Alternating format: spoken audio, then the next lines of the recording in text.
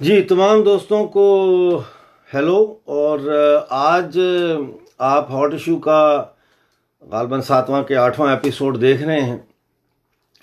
तो इसमें आप सबको मैं वेलकम कहता हूं। और प्लीज़ आप जब ये देख रहे हैं तो इसको आप प्लीज़ शेयर करें, इसको अपने आप दोस्तों के साथ और दूसरे जो है ग्रुप्स में शेयर करें ताकि ज़्यादा से ज़्यादा लोग आज हमारे साथ शामिल हों, क्योंकि आज मैंने कुछ अहम बातें करनी है। आज जो मैंने बातें करनी है वो एक में इंडिया और चाइना का हमारा जो एक स्टैंड ऑफ चल रहा है, और दूसरा मैंने आपसे गिलगित के बारे में बात करनी है, बल्तिस्तान।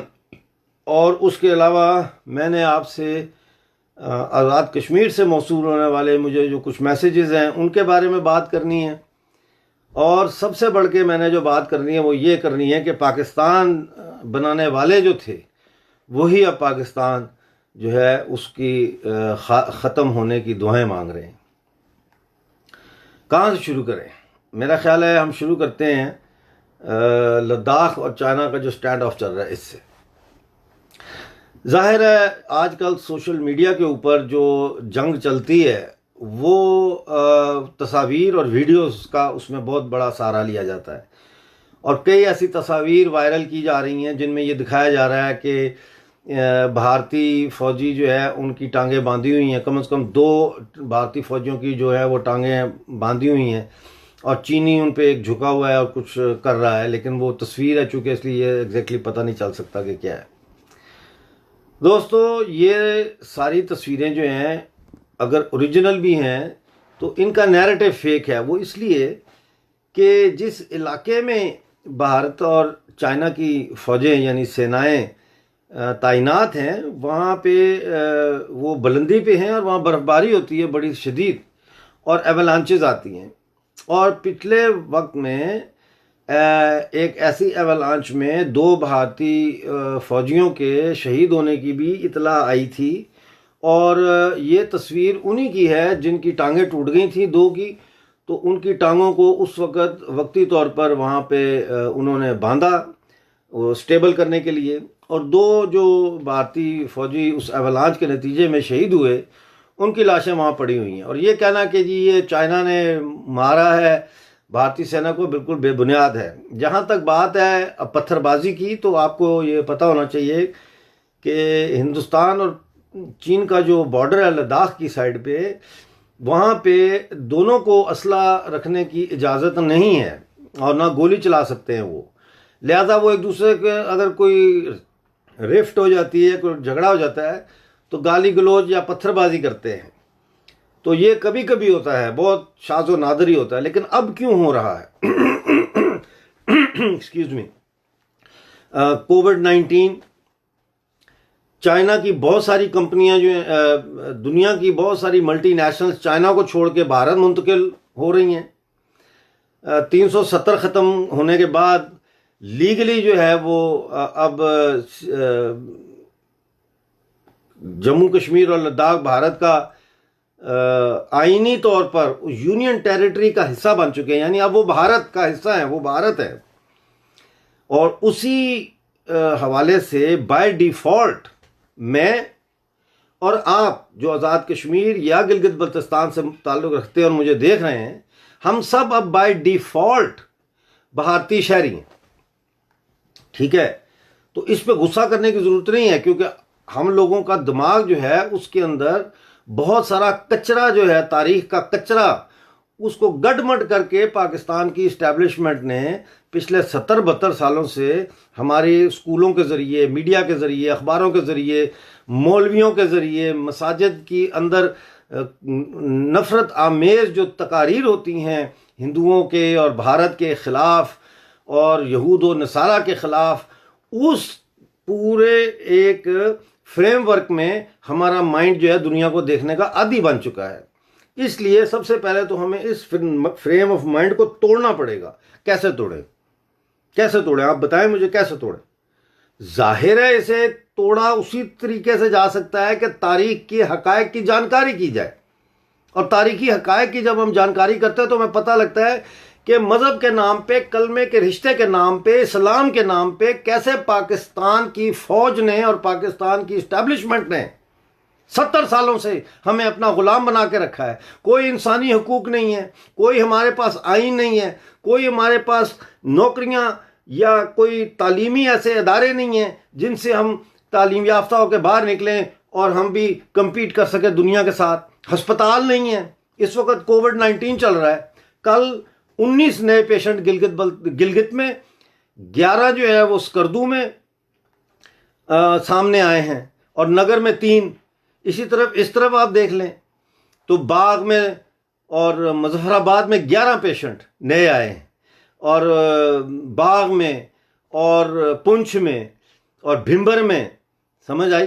तो कोविड-19 हॉस्पिटल्स नहीं है। 21 दिन हो गए हैं कि आज़ाद कश्मीर के डॉक्टर्स जो है वो हड़ताल कर रहे हैं, स्ट्राइक कर रहे हैं, टोकन स्ट्राइक, कि भाई हमें आप प्रॉपर इक्विपमेंट दें, हमें तहफ़्फ़ुज़ दें, हमें मास्क दें, हमें अद्वियात दें, हमें वेंटिलेटर दें, हम कैसे ट्रीट करें। और आप जो पंजाब से भेज रहे हैं मरीज़ों को, और कोई चेक एंड बैलेंस नहीं है, दरिया जेलम पे भी नहीं है, कोहाला पे भी नहीं है, कहीं पे कोई चेक एंड बैलेंस नहीं है कि भाई चेक करें कि ये लोग जो आ रहे हैं ये कौन है।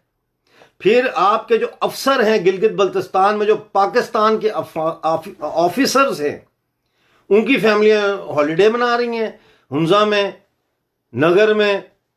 क्या तमाशा है, जबकि पाबंदी लगी हुई है टूरिज्म के ऊपर, किसी को इजाज़त नहीं है गिलगित बल्तिस्तान में जाके हॉलीडे करने की।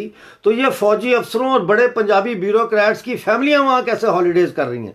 जाहिर है उनको एनओसी जारी किया है डिप्टी कमिश्नर या असिस्टेंट कमिश्नर ने, नो ऑब्जेक्शन सर्टिफिकेट दिया है तो वो गए हैं ना वहां। और उसकी वजह से एक ऐसा फिजा कायम हो रही है कि corona is becoming out of control in our own homeland, which is occupied homeland. और हम लोगों को पाबंद कर दिया अपने घरों में। गिलगित बल्तिस्तान और आज़ाद कश्मीर के लोगों के घरों से मत निकलो, हमें क्वारंटाइन कर दिया है। और खुद हमारी धरती के ऊपर अपने बूटों की ताल से वो हॉलीडेज मना रहे हैं। तो हमें सोचना पड़ेगा कि हमारा स्टेटस क्या है, बतौर एक गिलगिती, बतौर एक बल्ती, बतौर एक मीरपुरी, बतौर एक मुजफ्फराबादी, बतौर एक पुंछी, बतौर एक भिंबरी, बतौर एक बाग का रहने वाला। हमारी हैसियत क्या है? हमारी हैसियत ये है कि हम गुलामी में रहते रहते रहते उस गुलामाना जो स्टेट ऑफ माइंड है उसको हमने नेचुरल स्टेट ऑफ माइंड समझ लिया है। एक एबनॉर्मल वे ऑफ लाइफ को हमने नॉर्मल वे ऑफ लाइफ समझ लिया। मुझे किसी ने मैसेज किया, बिलाल नाम के एक शख्स ने, कि डॉक्टर साहब आप ये पाकिस्तान को कह रहे हैं कि POJ के जो है यहाँ से पाकिस्तान की फ़ौज चली जाए, असल तो कब्ज़ा हिंदुस्तान ने किया हुआ, तो आप ये क्यों नहीं कहते कि श्रीनगर से को हिंदुस्तान छोड़ दे और हम असल आज़ादी तो हमने कश्मीर को आज़ाद असल में कराना है। यहाँ से आप अंदाज़ा लगा लें कि हमारे दोस्त जो है, हमारे शहरी जो है, हमारे भाई बहन, बच्चे, बूढ़े बुजुर्ग सब तारीख से मुजरमाना हद तक ना वाकिफ़ हैं। यह जुर्म है अगर आप अपनी तारीख से वाकिफियत नहीं रखते। इट्स अ क्राइम, इसकी कोई माफ़ी नहीं है, इसकी सज़ा है। और इसकी सज़ा हम 70 सालों से भुगत रहे हैं। और वो सज़ा ये है कि हमारे POK पर एक्ट 74 लगा है कि हमारा प्राइम मिनिस्टर जो है वो एक चपड़ासी भर्ती नहीं कर सकता। हमारे लैंड ऑफिसर्स बैठे हुए हैं, हमारे तमाम बड़े जो ऑफिसर्स हैं वो सब के सब जो है वो पंजाब से हैं, IG से लेकर, समझ आई। इसी तरह से गिलगित बल्तिस्तान है, वहाँ शेड्यूल 4 लगा है। आप ऐसे 100 से ज़्यादा ऐसे गांव हैं जहाँ लोगों को बंद किया हुआ है। आप वहाँ से बगैर इजाज़त के दूसरे गांव नहीं जा सकते, नौकरियाँ नहीं हैं। इतनी खूबसूरत हमारा मुल्क है और हम कराची जाते हैं, तपते सहराओं में जाके, शदीद गर्मी, आलूदगी, वहाँ जाते हैं मजदूरियाँ करने, पढ़ना हो तो वहाँ जाते हैं यूनिवर्सिटियों के लिए। और फिर वहाँ पे हमारे साथ जो तासुब बरता जाता है, जिस किस्म की हमें नाम दिए जाते हैं, उनको मैं यहाँ दोहराना नहीं चाहता। Excuse me. मैं आपकी तवज्जो गिलगित बल्तिस्तान पर दिलवाना चाहता हूँ। देखिए, गिलगित बल्तिस्तान को इस वक्त एक तरफ से पाकिस्तान चीर रहा है, एक तरफ से चीन चीर रहा है, ठीक है। अब इन्होंने आपस में मुआहदा कर लिया। चीन ने पाकिस्तान की फौज को बोला कि देखो भाई, हमें अपना माल बेचना है आलमी मंडी में। आलमी मंडी में सब आ जाता है, मिडिल ईस्ट भी आ जाता है, यूरोप भी आ जाता है, अमेरिका भी आ जाता है, ठीक है। तो आलमी मंडी में हमें अपना माल बेचना है, इसके लिए हमें सड़क चाहिए ताकि हमारा सफ़र का वक्त कम हो और हम बंदरगाह जो है ग्वादर की उसको इस्तेमाल कर सकें, वहाँ से माल लोड कर दें और यहाँ से हम सेंट्रल एशिया भी अपना सारा माल भेज सकते हैं। ये जो सड़क है ना जो गिलगित बल्तिस्तान से जाती है सेंट्रल एशिया में, इसको अंग्रेज़ों के ज़माने में कहा जाता था मेन आर्टरी। आर्टरी इंसान के जिस्म के अंदर वो खून की शरेयान होती है जिसमें ऑक्सीजनेटेड ब्लड जाता है, जो ऑक्सीजन वाला खून है वो जिस शरेयान में जाता है उसको कहते हैं आर्टरी, जिसमें कार्बन डाइऑक्साइड वाला खून वापस आता है फेफड़ों में और ऑक्सीजन लेने के लिए, उसको कहते हैं वेन। तो इस सड़क को कहते थे मेन आर्टरी क्योंकि ये माल लेके जाती है। अब आप जरा गौर करें कि इनके दरमियान मुआहदा क्या हुआ है। इनके दरमियान जो मुआहदा हुआ है वो पब्लिक ही नहीं हुआ, वो खुफिया रखा हुआ है। सी पैक का मुआहदा, उसके अंदर क्या टर्म्स एंड कंडीशन हैं। प्रोजेक्ट बाय प्रोजेक्ट जब ये करते हैं कोई प्रोजेक्ट, तो कहीं से कोई चीज़ लीक हो जाती है। जैसे अब द्यामर भाषा डैम बन रहा है जो हम नहीं बनने देंगे। इस द्यामर भाषा डैम में 70% हिस्सा चीन का है, 30% पाकिस्तान का है। गिलगित बल्तिस्तान का यानी हम लोगों का कोई हिस्सा नहीं है। ये किस लिए बना रहे द्यामर भाषा डैम? ये द्यामर भाषा डैम बना रहे हैं पंजाब में लगी हुई कारखानों और फैक्ट्रियों को बिजली देने के लिए, इस्लामाबाद के कुमकुमे जलाने के लिए ये कर रहे हैं। ये गिलगित बल्तिस्तान में खंबे लगाकर बिजली प्रोवाइड करने के लिए नहीं कर रहे। और फिर अगर ये करते भी हैं तो हमें और आपको ये बिजली फ्री में नहीं देंगे। तो ये हम पहुंचे कैसे? हम कैसे गुलाम बन गए? अच्छे भले हम खुशहाल लोग अपने त्यौहार मनाते थे, पोलो खेलते थे, कोई प्रॉब्लम नहीं थी। हुआ ये कि जब पाकिस्तान बनाने का फैसला किया गया, और ये क्यों किया गया?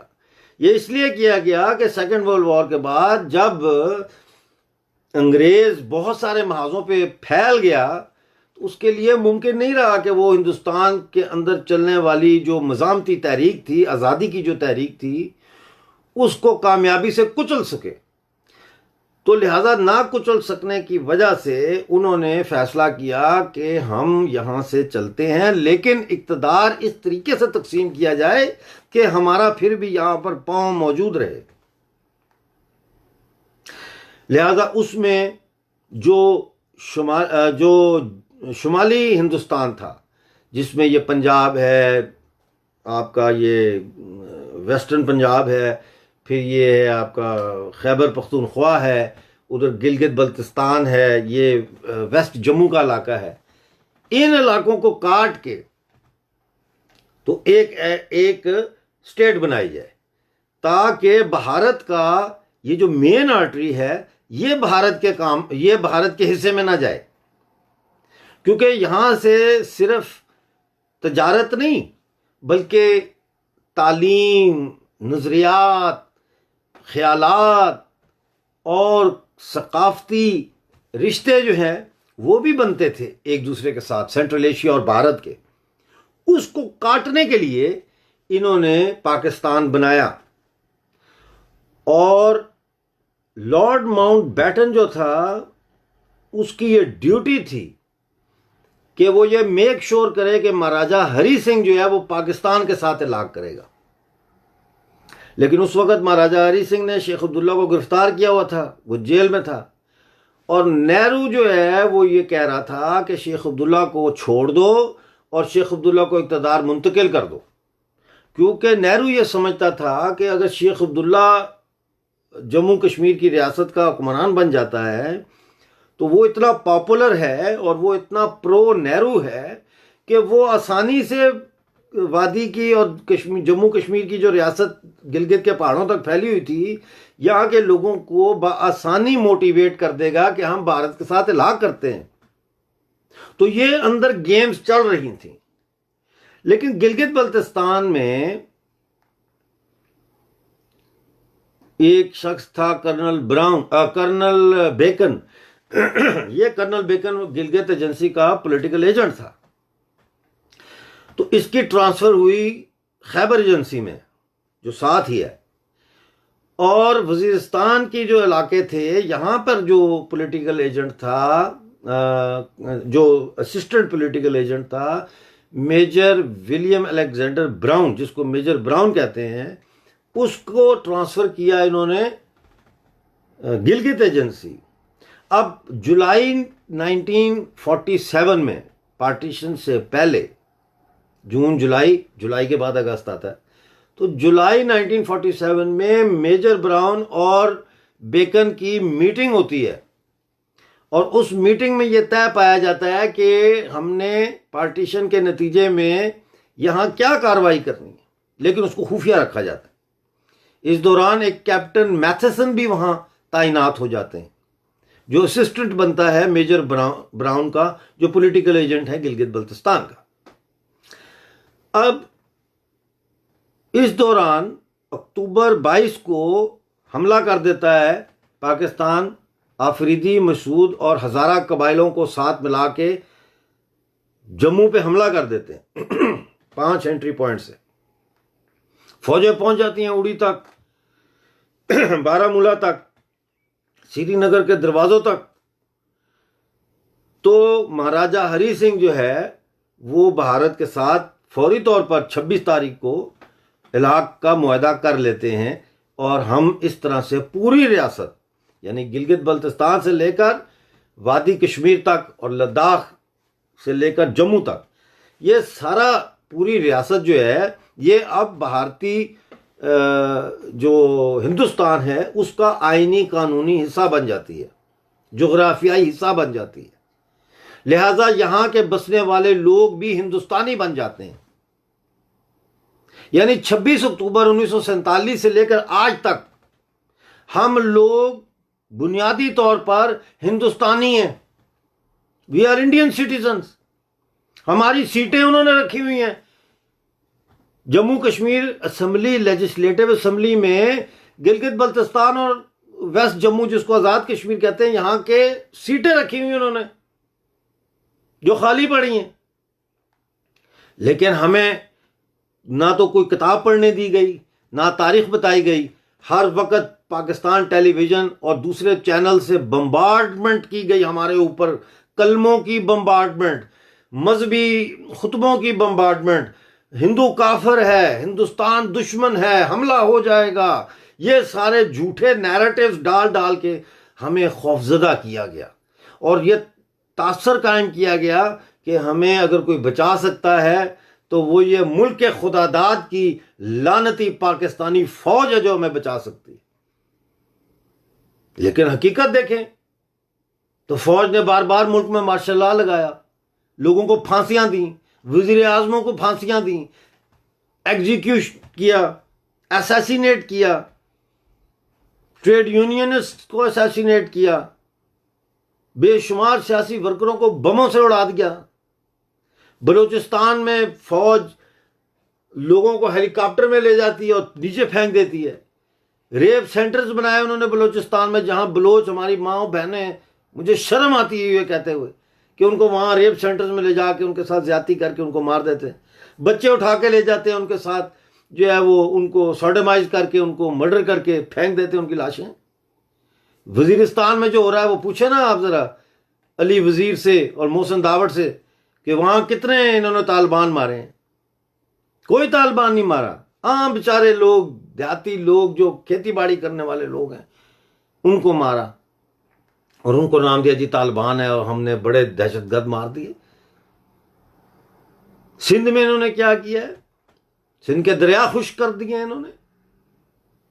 तो हम वापस आते हैं गिलगित बल्तिस्तान की तरफ। तो जब 26 को ये हो गया मुआहदा, 27 को फौजें पहुंच गई और धड़ाधड़ इन्होंने मार मार के पाकिस्तान की जो फौज है इसका बुरकस निकाल दिया। तो उस वक्त फिर अंग्रेजों ने मजबूर किया नेहरू को कि नेहरू यूनाइटेड नेशन जाकर वहां से सीज फायर ले, जो एक गलत इकदाम था, क्योंकि अगर आप सीज फायर करते हैं बगैर पूरी जगह को आजाद किए तो इसका मतलब है आपने पाकिस्तान के कब्जे को तस्लीम कर लिया, चाहे वो इलीगल कब्जा है। तो जब ये हो रहा था तो प्लानिंग तो पहले से मौजूद थी, क्योंकि जो गिलगित स्काउट्स थे, जो वहां के पहाड़ों की एक फोर्स बनाई थी अंग्रेजों ने, मकामी लोगों पे, ऑफिसर सारे ब्रिटिश थे, वो रैपिड फोर्स थी, क्योंकि पहाड़ी इलाका है तो एक रैपिड फोर्स उन्होंने बनाई थी, एक इलाके से दूसरे इलाके में जाके अवाम को कुचलना पड़े या कुछ करना पड़े तो उसके लिए, उसको गिलगित स्काउट कहते हैं। ये जो गिलगित स्काउट थे इनके जरिए एक कू किया गया और श्रीनगर से जिनको भेजा गया था ब्रिगेडियर घनसारा सिंह, उनको अरेस्ट किया, जो हमारे गवर्नर थे गिलगित बल्तिस्तान के, अरेस्ट करके उनको जेल में डाल दिया। थोड़ा और पीछे जाते हैं, 1935 में चाइना में हो रही थी सिविल वॉर। माओ जेतुंग, कोमिंतांग ये आपस में लड़ रहे थे, चांगकाई शेक वगैरह एक्सक्यूज मी। तो अंग्रेजों को ये शक था कि चाइना की इस अंदरूनी खलफशार का फायदा उठाकर कहीं सोवियत यूनियन जो है वो शिनचांग पर हमला करके कब्जा ना कर ले और रशियन जो सोवियत यूनियन था उसका बॉर्डर फिर भारत के बॉर्डर के बिल्कुल साथ लग जाएगा। लिहाजा इन्होंने महाराजा से एक डील की, हमारे महाराजा हरि सिंह से डील की कि आप हमें गिलगित बल्तिस्तान की एजेंसी 60 साल के लिए लीज पे दे दें। उन्होंने दे दी। लीज पे देने के बाद गिलगित बल्तिस्तान बेसिकली कंट्रोल में आ गया अंग्रेजों के।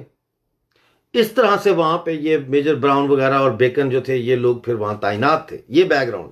लेकिन 1 अगस्त 1947 को जब पार्टीशन का फैसला हुआ तो उसके बाद 1 अगस्त 1947 को अंग्रेजों ने गिलगित बल्तिस्तान वापस कर दिया महाराजा हरि सिंह को, वो मुआहदा खत्म कर दिया क्योंकि अंग्रेज जा रहा था। तो जब ये मुआहदा खत्म हुआ तो श्रीनगर से ब्रिगेडियर घनसारा सिंह को गवर्नर बना के वहां भेजा गया। लेकिन चाहिए तो ये था कि मेजर ब्राउन और खैबर एजेंसी का बेकन ये चले जाते, क्योंकि इनका काम खत्म हो गया, एजेंसी ही नहीं रही लेकिन ये गए नहीं, ये वहां मौजूद रहे, इन्होंने अपने ऑफिस छोड़ा नहीं। और NWFP जो उस वक्त था, जिस जो आप KPK है, इसका जो गवर्नर था उसका नाम था कनिंगम, और जो पाकिस्तान आर्मी का उस वक्त सरबराह था उसका नाम था ग्रेसी। तो ये सब अंग्रेज ऊपर बैठे हुए थे उस वक्त भी। तो जब ये पता चला कि पाकिस्तानी फौजें तो पसपाई इख्तियार कर रही हैं और हरि सिंह ने इल्हाक कर लिया है, तो फिर मेजर ब्राउन को यह हिदायत की गई कि वो अपना प्लान जो है उसको एग्जीक्यूट करे। और वो मेजर ब्राउन ने गिलगित स्काउट्स की मदद से वहां पे 31 अक्टूबर को कू किया, वहां बगावत की और ब्रिगेडियर घनसारा सिंह को गिरफ्तार किया। और 2 नवंबर को जो गिलगित रेजिडेंसी है, जो कि जैसे प्राइम मिनिस्टर हाउस होता है, ऐसे पॉलिटिकल एजेंट का जो घर है उसको रेजिडेंसी कहते हैं, तो उस रेजिडेंसी के ऊपर पाकिस्तान का उन्होंने झंडा लगाया और इस तरह से इलीगली पाकिस्तान को के साथ गिलगित को एनेक्स करने की कोशिश की। लेकिन उधर से नेहरू चूंकि चले गए वहां यूनाइटेड नेशन में, तो ये जंग जो जनवरी फरवरी तक जारी रही, इसमें फिर ये हुआ कि हिंदुस्तान से जो लद्दाख की जो फौजें आ रही थीं वो लेह और कारगिल तक आई, उससे आगे वो नहीं आई, क्योंकि सीज फायर हो गया। ये है सिचुएशन। तो हम कभी भी लीगली पाकिस्तान का हिस्सा नहीं थे। और पाकिस्तान क्या है भाई? पार्टीशन ऑफ इंडिया का जो प्लान है, ये किसने बनाया? मैंने नहीं बनाया, आपने नहीं बनाया, ये बनाया लॉर्ड वेवल ने, लॉर्ड आर्चीबाल्ड वेवल ने ये प्लान बनाया वेस्टमिनिस्टर में बैठ के, ये इधर जाएंगे, ये इधर जाएंगे। और जो उनका मकसद था वो उन्होंने हासिल कर लिया। उन्होंने गिलगित बल्तिस्तान पे पाकिस्तान की फौज बिठा दी। उन्होंने मगरबी जम्मू का जो ये सारा इलाका है, झेलम तक, यानी बिम्बर, मीरपुर, मुजफ्फराबाद, ये सारा जो इलाका है, कोटली, पुंछ, ये सारा उन्होंने काट दिया और इसको उन्होंने पाकिस्तान के अंदर दे दिया। लिहाजा भारत का जो गफ़ार खान की तहरीक थी, या जो भी कोई ऐसे असरात हो सकते थे जो प्रो इंडिया या हिंदुस्तान की फेवर में जाएं, उनको अंग्रेज़ों ने ब्लॉक कर दिया। और फिर आज तक ये सारा किस्सा कहानी चल रहा है। मसला ये है कि तारीख में वॉल्टर बेंजामिन एक जर्मन फिलोसफर था, और वो उसने इसके ऊपर लिखा, तारीख के ऊपर। वो कहता है कि what is history? History is a flash in time. यानी कि आम तौर पे तारीख जो है वो खामोश होती है, वो एक रवानी से चल रही होती है, लेकिन उसके बीच में जब कोई वाक़यात होते हैं, उन वाक़यात के हवाले से हम तारीख देखते हैं, उन वाक़यात के हवाले से। और वो क्या वाक़यात हैं कि आज जो सरमाए का जो इर्तिकाज़ हुआ चाइना में न्यू लिबरलिज्म की वजह से, उसका शाखसाना है सी पैक। चाइना साम्राज्य अज़ाइम लेके अपना फैलाव कर रहा है। तो ये एक्सपेंशन सिर्फ फाइनेंशियल एक्सपेंशन नहीं होती, ये जियोग्राफिकल एक्सपेंशन भी होती है। और वो जियोग्राफिकल एक्सपेंशन का शाखसाना ये है कि गिलगित बल्तिस्तान में सी पैक है, ग्वादर पे कब्जा है, बलूचिस्तान पे पाकिस्तान का सिर्फ कब्जा नहीं है, चाइना की फौज का भी कब्जा है भाई। इसी तरह ये कराकोरम हाईवे जो बनाई गई थी, इसका भी यही मकसद था। तो अब हमें ये देखना है कि हम कौन है भाई? हम पाकिस्तानी हैं, हम मुसलमान हैं, हम हिंदू हैं, हम हिंदुस्तानी हैं, हम कौन है? यही सवाल जो है वो 1980 में एक नौजवान स्टूडेंट ने पूछा था कराची यूनिवर्सिटी के अंदर। उसने महाजरों को पूछा कि हम कौन हैं, और वो पम्फलेट लिखा। उसमें उसने बताया कि हम जो है वो महाजर थे, ऐसे हम लोग आए मुख्तलिफ जगहों से, बिहार, यूपी वगैरह से, पाकिस्तान बनाया हमने, और आज पाकिस्तान ने हमारे ऊपर ही ज़मीन तंग कर दी है। तो वहाँ से ऑल पाकिस्तान महाजर स्टूडेंट ऑर्गेनाइजेशन जो है उसका जन्म हुआ। वो आगे चल के MQM बनी, और वो लड़का जो है वो बाद में अल्ताफ़ हुसैन बना। Altaf Hussain on the record है कि अल्ताफ़ हुसैन ने सारी ज़िंदगी पाकिस्तान जिंदाबाद का नारा लगाया।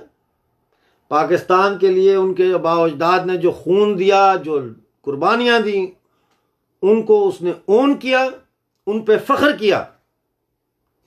लेकिन 2 दिन पहले, कल यानी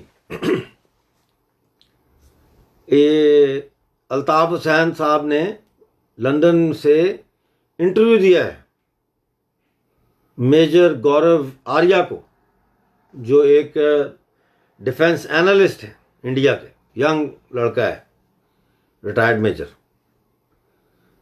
और उसमें उन्होंने कहा है कि हमने ये फैसला किया है कि महाजर और सिंधी दोनों मिलके सिंधु देश बनाएंगे।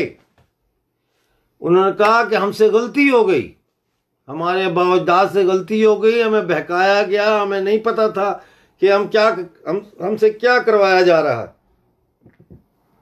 70 साल बाद भी हम महाजर हैं, हमें अपनाया नहीं किया। वो पाकिस्तान जिसका ख्वाब दिखा के पाकिस्तान बनाया गया था, वो ख्वाब पूरा हमें, वो ख्वाब, उसकी ताबीर बहुत भयानक है। और वो अपीलें कर रहे थे भारत के लोगों से कि भाई हम आप ही के भाई, आपके रिश्तेदार हैं, हमारे लिए आवाज़ उठाओ, हमारे लोगों को वहाँ सियासी पनाह दो। यानी जिन्होंने पाकिस्तान बनाया या जिनसे हम मंसूब करते हैं, वो आज कह रहे हैं कि पाकिस्तान को तोड़ दो, पाकिस्तान एक राक्षस है, पाकिस्तान एक ऐसा खतरनाक देव है जो हम सबको निगल जाएगा। बलोच भी लड़ रहे हैं, मुसल्ला जदोजहद हो रही है daily. Pakistan army, excuse me, daily Pakistan army के साथ उनकी झड़पें हो रही। तो जब वो कह रहे हैं जिन्होंने पाकिस्तान बनाया कि हमारी जान छोड़ो, हमने पाकिस्तान के साथ नहीं रहना, हमने सिंधु देश बनाना है, तो हम गिलगित बल्तिस्तान वाले, तो हम पाकिस्तानी ऑक्युपाइड जम्मू वाले,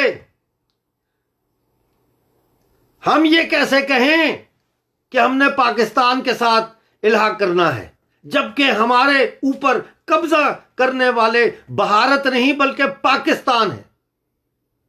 और बिलाल साहब, आप कहते हो कि डॉक्टर साहब आप कश्मीर की आज़ादी की बात करें, श्रीनगर की आज़ादी की बात करें। आपने देखा है श्रीनगर जाके? आपने जम्मू देखा है? जाके देखें वहां पे डेवलपमेंट, जाके देखें वहां के हॉस्पिटल्स, वहां के कॉलेज, वहां की यूनिवर्सिटियां, वहां की सड़कें।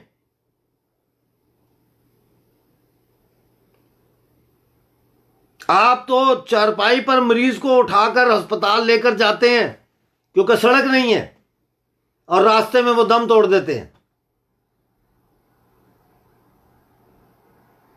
फिर आप कहते हैं कलमे का रिश्ता।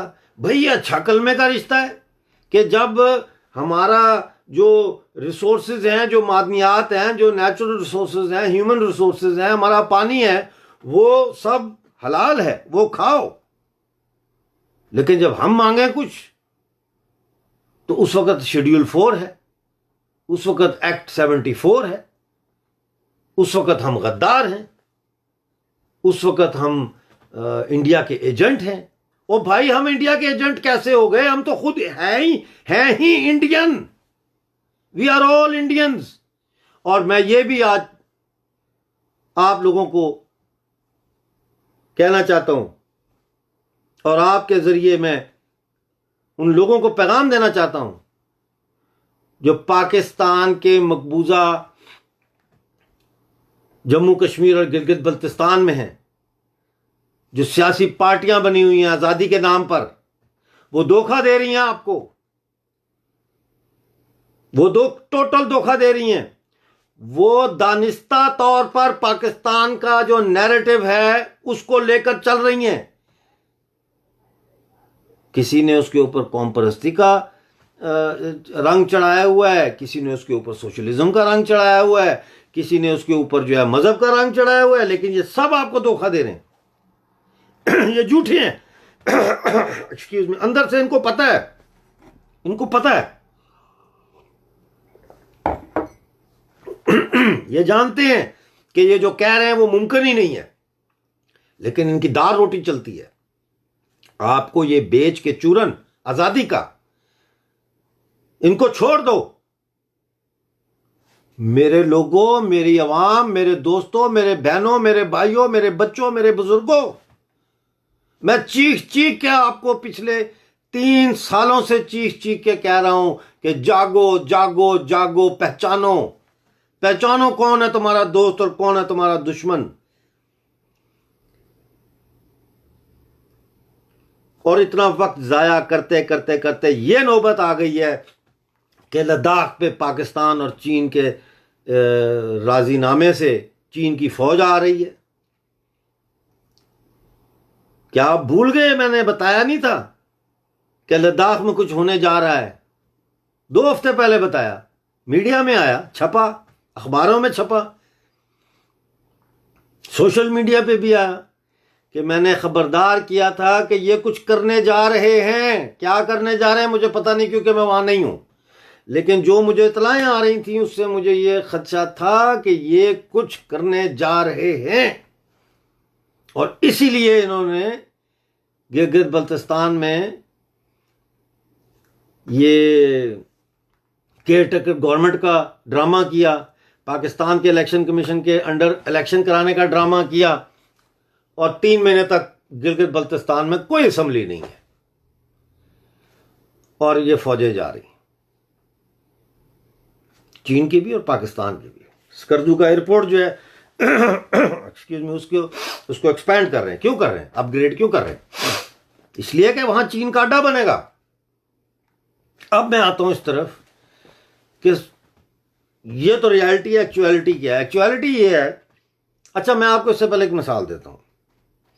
आप ये देखें कि आप एक घर में रहते हैं, माशाल्लाह बड़ी फैमिली है, 25 लोग हैं आपके, माँ बाप बहन भाई बच्चे मिला के, तो 25 लोग हैं, लेकिन 25 हेल्दी लोग हैं, यानी जवान हैं।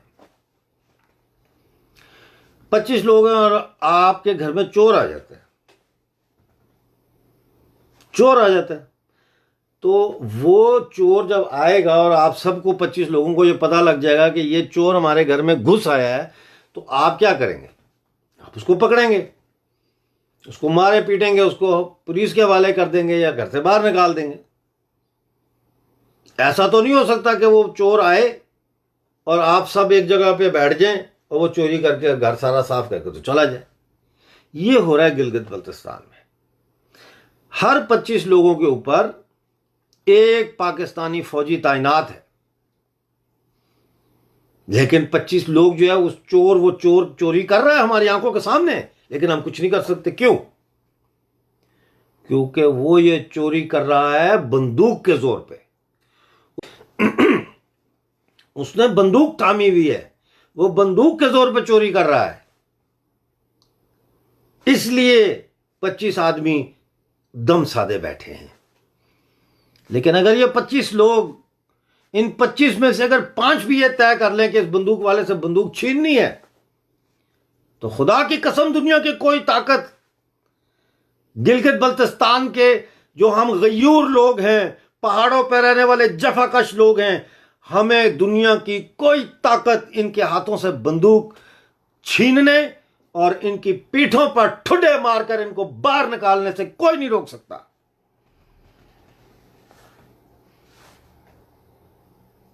और उन दोस्तों को जो गिलगित बल्तिस्तान से ताल्लुक़ रखते हैं, जो मुजफ्फराबाद, मीरपुर, भिंबर, कोटली और बाग से ताल्लुक़ रखते हैं, जो पुंछ से ताल्लुक़ रखते हैं, जो सवारी से ताल्लुक़ रखते हैं, डडियाल से ताल्लुक़ रखते हैं, नगर से ताल्लुक़ रखते हैं, नलतर से ताल्लुक़ रखते हैं, उनको मैं ये कहना चाहता हूँ कि बाहर की तरफ मत देखो कि बाहर से फंडिंग आएगी, बाहर से चंदा आएगा, बाहर से पैसा आएगा। बाहर से कुछ आने वाला नहीं है। हमारे पास जो कुछ है, जो वसाइल हैं, उन्हीं वसाइल को इस्तेमाल करना है इस तरह से कि हम अपनी पाकिस्तानी फौज से आज़ादी हासिल कर सकें और हम अपने जो हमारी रियासत है उसका हिस्सा दोबारा बन सकें। गिलगित बल्तिस्तान कारगिल के जरिए जुड़ता हुआ, पूरे लद्दाख से जुड़ता हुआ पूरे भारत के शरीर का हिस्सा बन जाए। और मुजफ्फराबाद, मीरपुर, ये सारे जितने मैंने नाम बार बार लेता हूँ, ये वेस्ट जम्मू का जो इलाका है, जो ना आज़ाद है ना कश्मीर है। कोई बंदा कश्मीरी ज़ुबान बोलता है? कोई भी नहीं कश्मीरी ज़ुबान बोलता। और हमको बोलते कश्मीरी, हम जम्मू के लोग हैं, वेस्ट जम्मू के लोग हैं। तो ये जुड़े जम्मू से, और जम्मू के जरिए हम हिंदुस्तान के शरीर से जुड़े। हम हिंदुस्तान का ताज है, ताज। We are the crown of the republic of India. ये कैसा ताज है जो आज पाकिस्तानी फौजों के बूटों के ठुड्डे खा रहा है? हम ताज हैं जो सर पे डाला जाता है। हम ताज हैं। भारत अगर बादशाह है तो हम उस बादशाह का ताज हैं। हमारे बगैर भारत मुकम्मल नहीं हो सकता, और भारत के बगैर हम मुकम्मल नहीं, क्योंकि ताज को भी तो एक धड़ चाहिए। वो धड़ हिंदुस्तान है। लिहाजा मेरे दोस्तों, जागो, इस प्रोपेगेंडे में मत आओ कि हम मुसलमान हैं तो हमें पाकिस्तान के साथ जाना चाहिए, पाकिस्तान से ज्यादा मुसलमान हिंदुस्तान में हैं और बड़े अच्छे और खुशहाल हैं। ये जो सोशल मीडिया पे और पाकिस्तानी टीवी के ऊपर ये लिंचिंग दिखाते हैं, ये तो इक्का दुक्का वाकयात हैं जो वहां जहालत की वजह से है, जो जहालत पाकिस्तान में भी है, जो जहालत गिलगित बल्तिस्तान में भी है। लेकिन ओवरऑल वहां पे जो मुसलमान हैं वो प्रेसिडेंट भी बनते हैं, वो सारा कुछ होता है वहां पे, वो बड़े खुशहाल है। मतलब है कि खुशहाल तो इकोनॉमिकली वही होगा जो जदोजहद करेगा, लेकिन generally speaking, living in a civil society, they have no qualms, they have no problems। हमारे तो आजाद कश्मीर में हम लोग खुद नहीं जा सकते। जगह जगह पे चौकियां लगी हैं, हमें दिखाना पड़ता है अपना कार्ड, कहां से आ रहे हो, कहां जा रहे हो, क्यों जा रहे हो। यही हाल गिलगित बल्तिस्तान का है। तो बगावत की तैयारी करनी होगी, और बगावत पाकिस्तानी फौज, पाकिस्तानी रियासत के खिलाफ करनी होगी। हम पीछे रह गए, बलोच हमसे आगे निकल गए, पश्तून हमसे आगे निकल गए, सिंधी हमसे आगे निकल गए, मुहाजिर हमसे आगे निकल गए। हम गिलगित बल्तिस्तान के लोग, हम मीरपुर, मुजफ्फराबाद, बाग, कोटली, पुंछ के लोग, डडियाल, चकसवारी के लोग, हम पीछे रह गए।